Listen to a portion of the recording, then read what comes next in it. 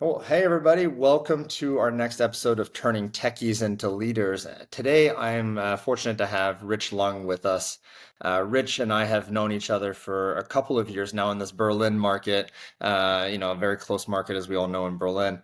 And so welcome aboard. I'll start Thank off, you. Rich, by saying I've always loved your empathetic way of leading your teams, and I'd love to tackle and dig dive into that. Sure. So tell me about your leadership style as a techie. How did you develop it? What did you do there to become the leader you are today? Oh, wow. Yeah, I mean, so maybe that's a good lead into the empathetic aspect of things because, as a quick background, engineer by trade, and Mhm. I then pivot into the business school to gain more of the business side of things. So at that point, I'm kind of that hybrid of techie background and trying to establish my way in the business side of things. And so the whole empathetic part, and to answer your question, I guess my way or my style is really to first understand what that role, what that task is. And by first understanding it and then perhaps even doing it helps me to then guide and coach. And I try to avoid saying the word lead because to me, it's not really like leading someone to do task A to task B and so on. But yeah, so it's a long way for me to answer your question that, yeah, for me, it's that empathetic side really just to first understand and experience and then guide. Yeah. You touched on, or you mentioned business school. Do you think that's a requirement nowadays for technical people to have to go to business school? Good question.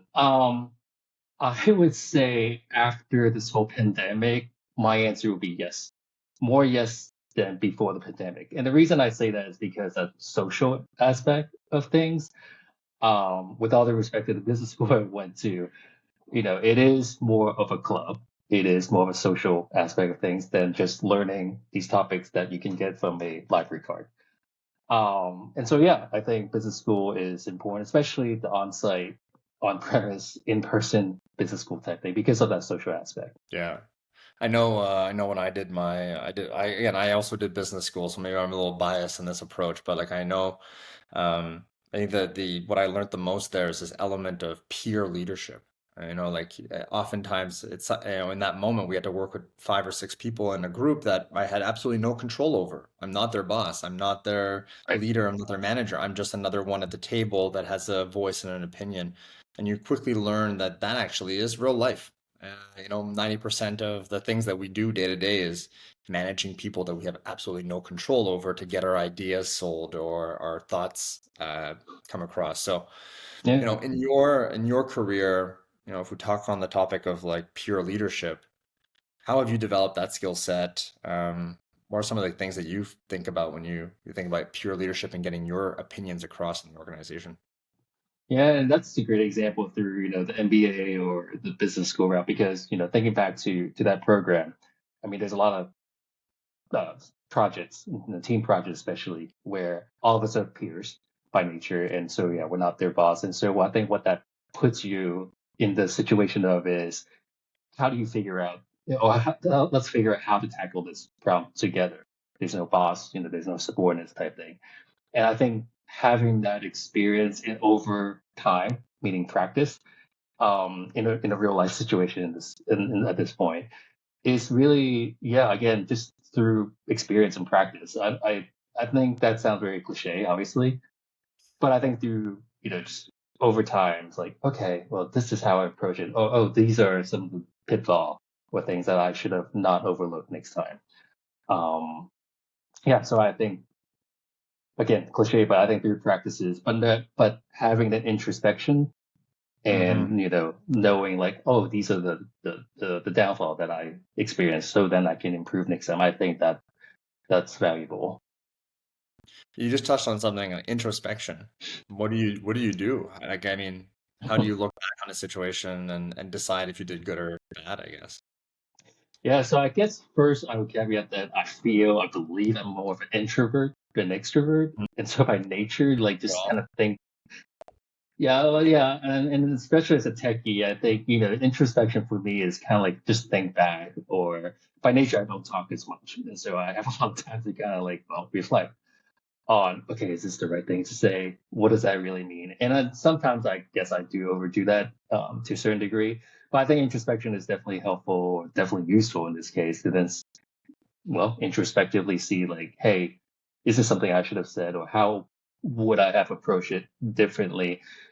But all that said, I think another validation point or another way is through validations. And so I often go to peers, both higher level, upper level, or, subordinates in the case of, team members, and really just say like, hey, how was that experience for you? Meaning like, could the project be, operate differently? Should we have, less daily sprint meeting, for example, and talk about different things?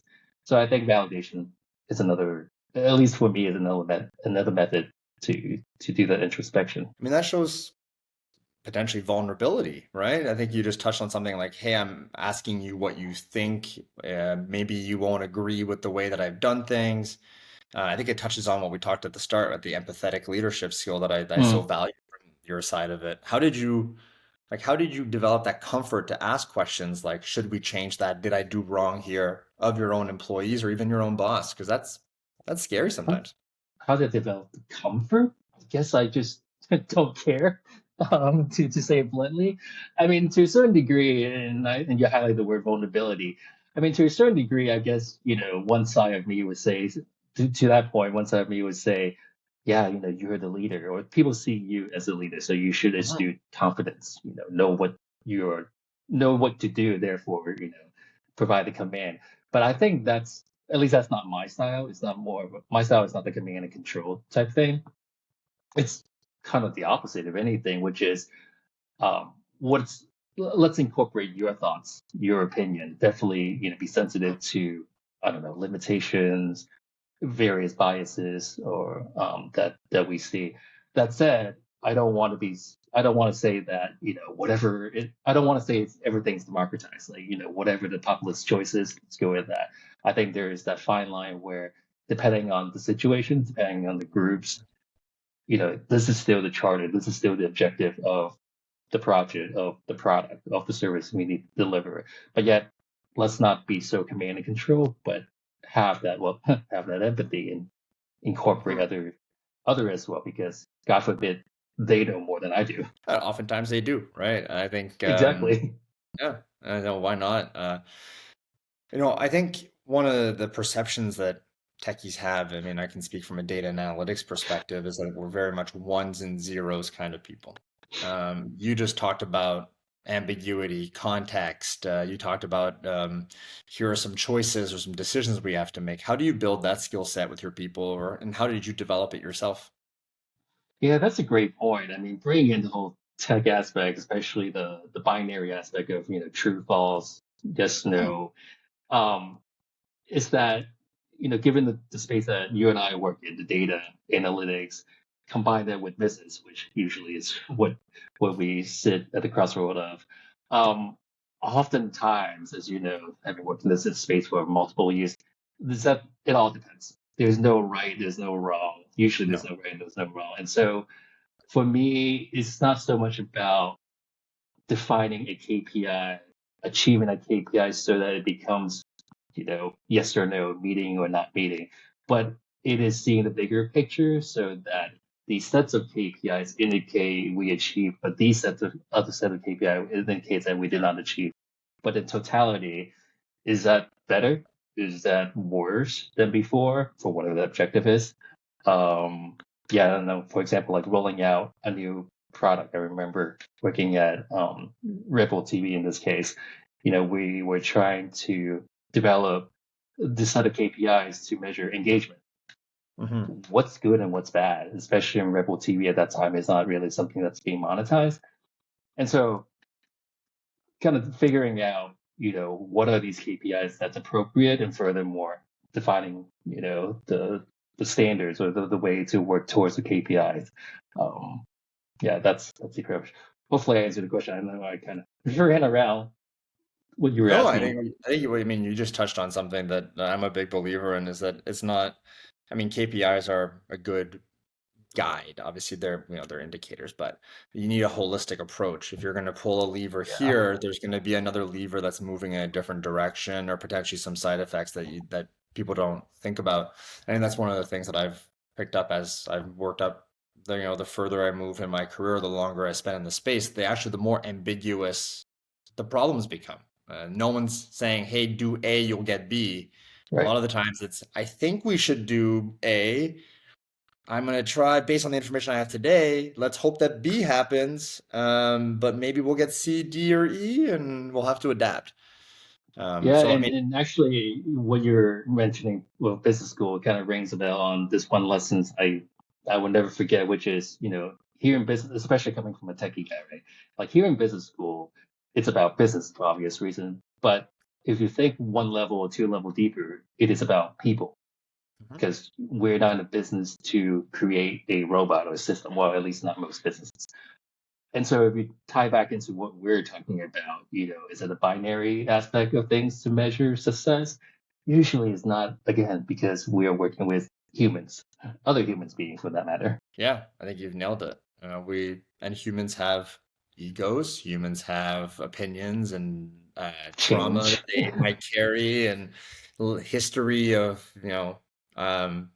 decisions that have gone bad or good or et cetera. So I think there's that. It's an interesting point. How do you tie the person into the day to day from your perspective? I'm gonna tie a person day to day in terms of like leadership or in terms of Yeah, because I think it's easy for us to go, I have this project to do. I need to deliver this item.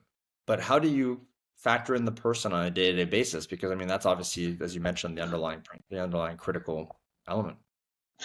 yeah, and kind of hinting back to the pre and post pandemic, I think, factoring the human factors in the day to day would consist excuse me consist of one their personal experience the personal being, for example. I mean, myself as a parent, would highly consider or be sensitive to the timing, Hmm. of the day, dropping kids off, PTA meetings, soccer practice.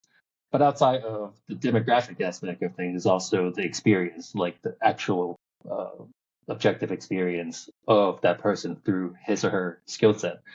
I mean, you've heard these, well, not only heard, but you've probably seen these profile where what is it, like a applied statistics person's coming into the same space that you and I work in, which is data analytics versus a physics PhD. Hmm. And I think their different approach to the same problem is obviously different because of their experience. But I think, to answer this question, factoring in how they approach through their experience, I think it's sometimes overlooked, certainly, undervalued. So, like the PhDs, for example, typically the PhDs are very meticulous, right? Like they want to refine and tune and things like that. But on the flip side, if there's a deadline, customers really demand for it, the next day, there's really no luxury to do that. So you just gotta give and take on these different values that they bring. Yeah. Yeah, that's one that I've seen many times in my, like, we want that model to be perfect, right? We want it to be 100% accurate, tested. It's going to take an extra 2 weeks to get this thing out the door, and I think that's been Right. a challenge in this space, or at least the perception in this data and analytics space is that we're slow. 80% is okay. How have you instilled that within your teams? You just talked about different people, but how do you instill that in your team that 80% might be good enough? Yeah, no, that's actually one of those, metrics or sayings that I always hear is that first 80% is the easiest, but 80% is good enough. No, yeah, I mean, it's actually one of the experiences I'm trying to think back, which is, PhD was his profile. And as I mentioned, he really loves to fine tune that last 20 or 5%. And it took some time. I mean, to answer the question, it took some time, at least for me, to convince him that this last 20 or 5% sometimes is not worth it. And so in this particular instance, I think it just took time. It took time for him in this case to understand, at least understand to the level that I was trying to communicate to him. But the reason I'm kind of holding back is in this particular case, not only time, but also he saw the numbers himself. So he's a data guy, by nature, as you might imagine. And he saw like, okay, over the last few projects, maybe what this rich guy said is in line. We don't Mm, really need to squeeze that last 5% of accuracy. mm. So Yeah, being able to see the full picture, I guess, helped in that case for that individual. yeah, at least I think Um, so. yeah, no, that's very fair. You and I have had, over the last handful of years, many beers, and I think we talked about in those sessions oftentimes is that whole element of professional development, right? Getting our people to develop, getting our people to get the right opportunities. What are some of the things that you stand by there? I know we've had many chats, so I know them, but tell our audience what the things that you believe Something in there. that I stand by. Well, so I think this is one of these, fortune cookies saying that somehow ingrained in my head, which is first and foremost, education is something that no one can take away from you. Mm, Full stop. And the reason I say that is, to answer this question, like, how do I mean, if I understand your question correctly, it's like, how do I guide or coach someone to develop himself or herself? And yeah, that's why I always start with, my team or the individual members, like education is something that no one can take away. And the reason I say that is it's one that is the truth, or mostly the truth. And second, the second question, the second things I would say to him or her really is, what is it that you want to achieve? mm, And this naturally leads, to an example that I always say to them through my own experience, which is, coming up as a techie, right? Electrical engineering, I was doing like radio wave propagations. I knew after a while that I just wasn't enjoying. I mean, for me, I realized that it's the applicability that I was missing. Like, it's really hard to tangibly feel and see what the radio wave is like. Never sure. mind, how do you optimize signal noise ratios and all that stuff. And so that was kind of like the calling for me. It's like, okay, well, how do I gain more of that applicability? And this is where the business school and things like that comes in. So at this point of conversation with that individual, be like, well, what is it that you want to do? Is it to achieve greater depth in data engineering, or the platform, or engineering management, which is not really engineering? It's actually more about understanding people in the greater context of the business. So yeah, there's no answer, and there's no one specific answer I go to, but it's kind of like opening up their eyes and their views through my personal experience, at least, so that they can answer their own question. Yeah.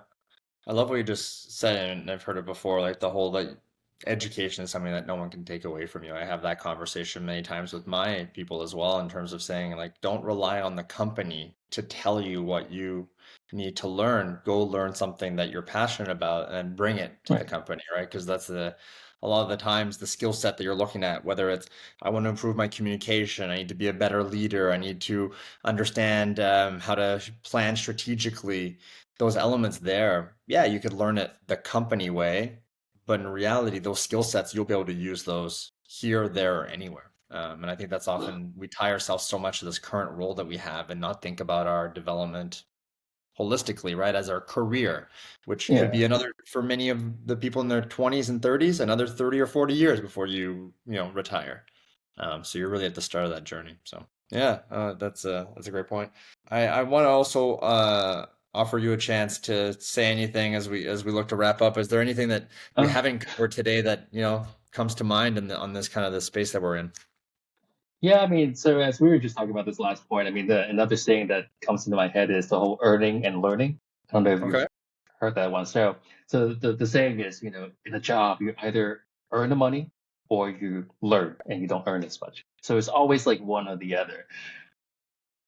I want to say I'm not so much of a believer, meaning I was, and I think I've seen enough experiences or examples where I think you can have both. So in this Mm, case, I think you can have both sides of the world. Maybe not the extreme of one or the other, but at least you can find that balance, between those. So maybe say it differently. I think there's learnings to be taken in every situations. I mean, I've had plenty of jobs at this point in my career and even jobs that I have left where at that time I was like, you know what, forget this place. I can never grow. It's too stagnant. There's too much drama, et cetera, et cetera. But looking back, I think there's part of me would say like, you know what, I could have just sticked it out in a way of, okay, I should just take enough learning to take more learnings than I would Hey, have now. and in a way, that's a learning too, right? Yeah. As you go through that. Yeah. Look, I thank you Well, for joining us today. I think this has been I think at least 10 pieces of wisdom that you've tossed out, and I'm grateful for having you oh, on the call, and hopefully the listeners are as well. So obviously they can reach out to you on LinkedIn if there's anything that they want to further up. But thank you for joining, yeah. and really appreciate it. Yeah. Thanks. And hopefully it's helpful. Yeah. All right. Thanks. Thanks.